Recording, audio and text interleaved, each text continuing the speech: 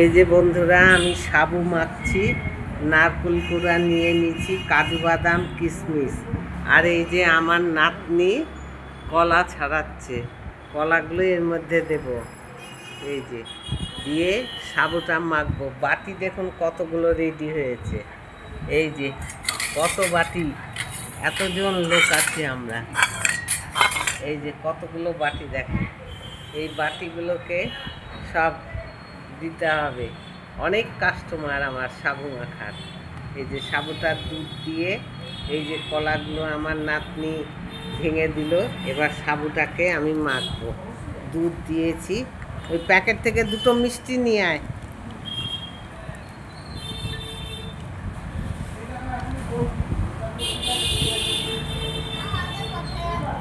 মিষ্টি দুটো মিষ্টি এর মধ্যে দিয়ে দাও, হ্যাঁ দিয়ে দাও এর মধ্যে, হ্যাঁ আর একটা দিয়ে দাও।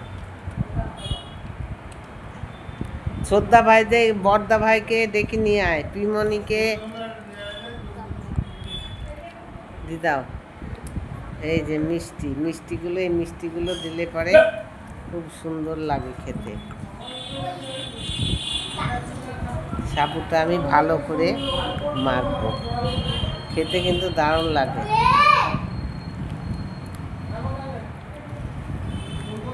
এই সন্ধেবেলায় আমরা সাবু মাখা খাবো,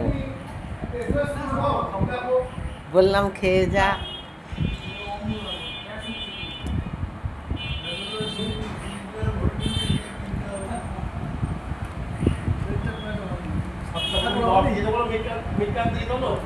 হ্যাঁ এই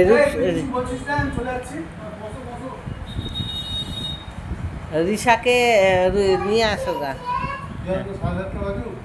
বলে 7:20 বাজছে, বাবার যেতে যেতে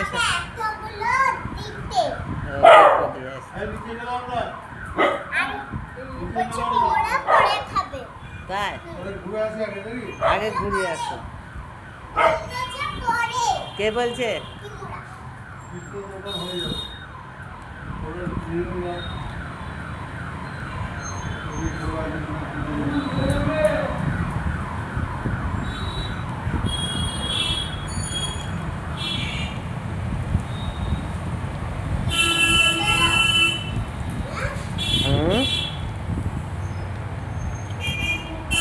ছোটদা ভাই নাই, ছোটদা ভাই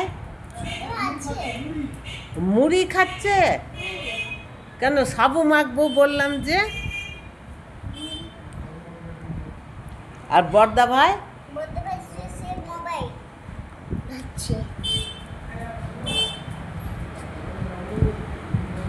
দেখো বড় মাকে বইটা দিয়ে চলে গেল।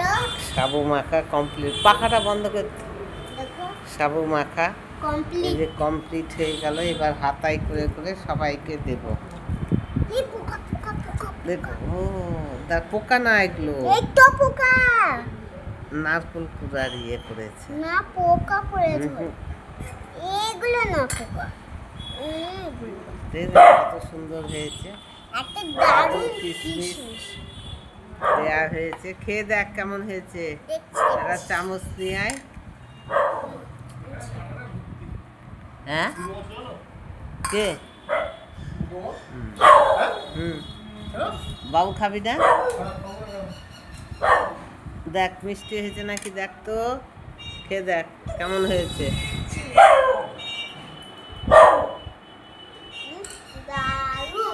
ভালো হয়েছে, সুন্দর। আচ্ছা, তো আমার এই সাবু মাখাটা কেমন লাগলো আপনারা অবশ্যই কমেন্ট করে জানাবেন।